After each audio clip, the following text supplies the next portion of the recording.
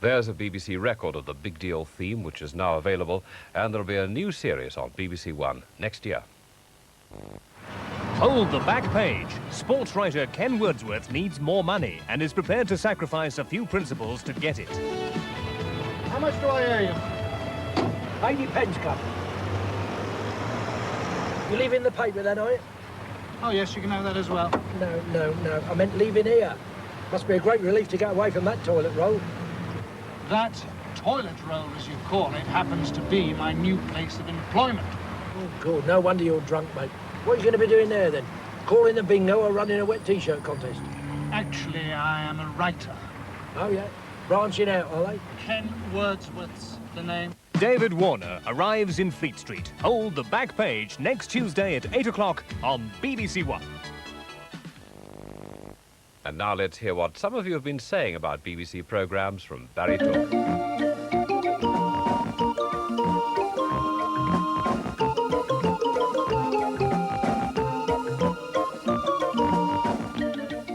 Good evening. A few moments ago, the series Big Deal ended its run, and it seems appropriate to record your comments on what has been a very successful and much-liked programme. Here's R.N. Hayward of Norwich, who says a big deal. Excellent storylines, and every character plays his part with humour and real-life authenticity.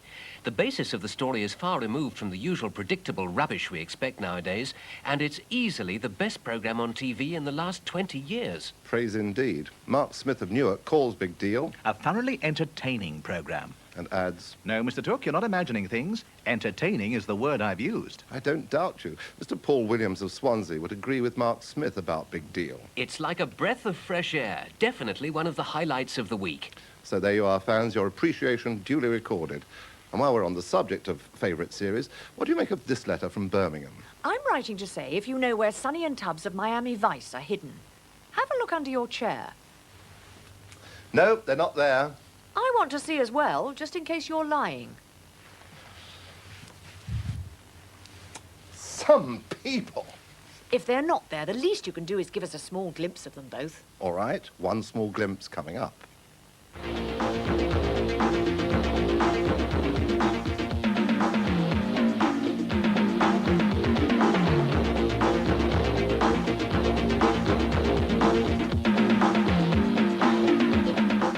There, better now? Thanks to Miami Vice, you know, things are getting tense in the Pope household in Great Yarmouth. Angela Pope describing herself as... A very desperate mum. Rights. Please tell me when Miami Vice will be back on.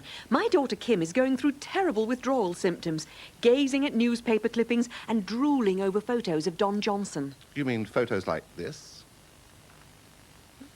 Worse still, she's constantly listening to the Miami Vice theme tune on record. So please, please, please bring back Miami Vice before Kim has a total breakdown and is beyond saving. Well, Kim, try tapering off on Bergerac or on Starsky and Hutch. Miami Vice will be back sometime in 1986. And now, talking of Bergerac, here's another Kim, Kim Rowley of Oldham, on the subject of the Channel Islands sleuth. Are there really only 5 people on the island of Jersey?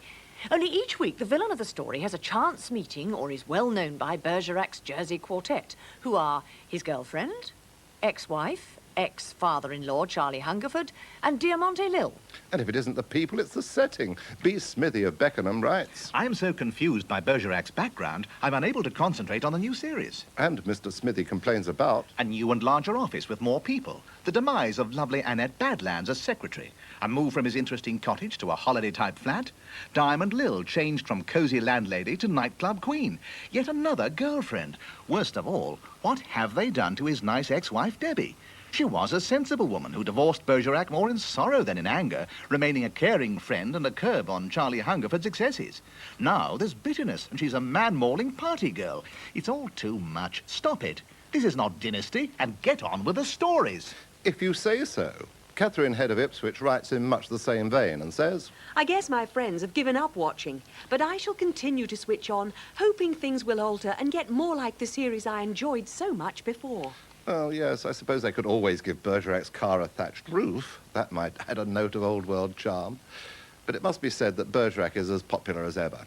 So is EastEnders. Here's the latest comment on the serial to reach the Points of View office. It comes from G.B. Minter of South Oxley, Hearts. Dear Barry, Just a couple of words on the subject of tonight's episode of EastEnders, the christening. Absolutely bloomin' brilliant. Well, that's 3 words, actually, but who's counting? Talking of counting, how many thank yous do you think there are in this letter? It's from Sarah Gill of Hightown and Janice Altier of Liversedge, West Yorkshire.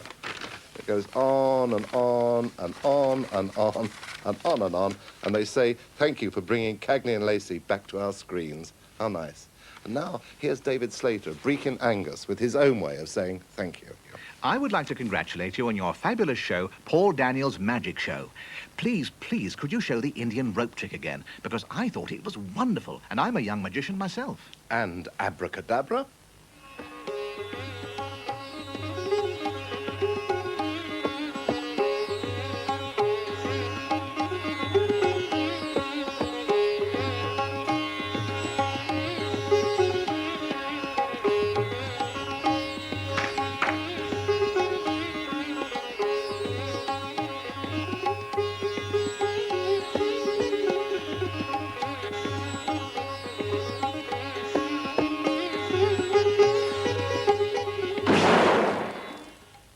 The brilliant Paul Daniels. Hey, I've had my first Christmas card. It's from Mrs. Trudy Watson of Belfast. Well, actually, she says...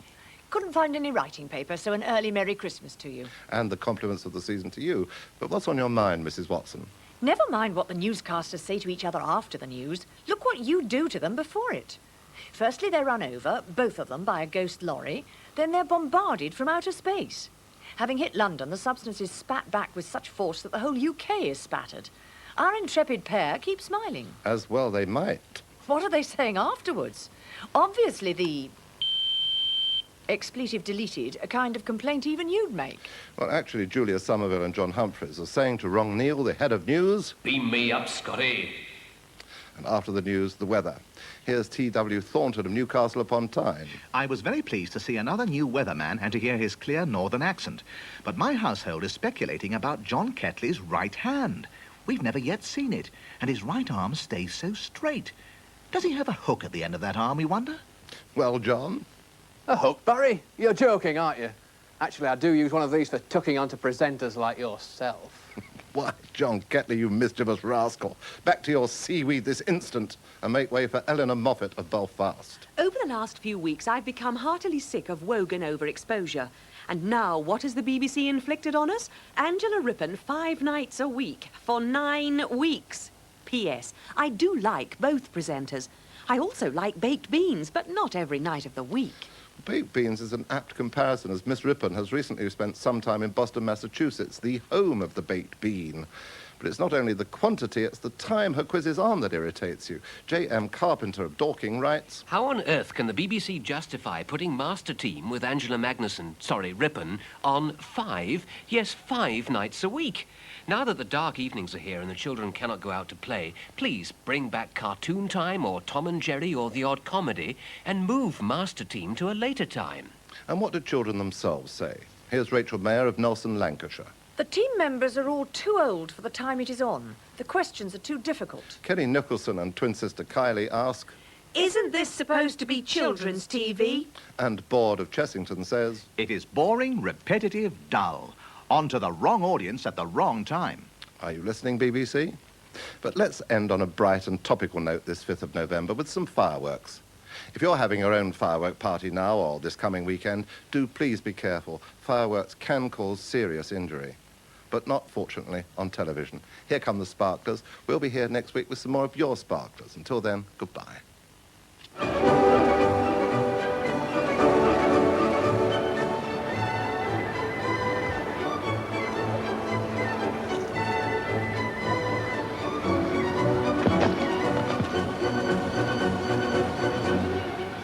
If you have any comments on BBC television programmes, please write to Points of View, BBC Television, London W12 8QT.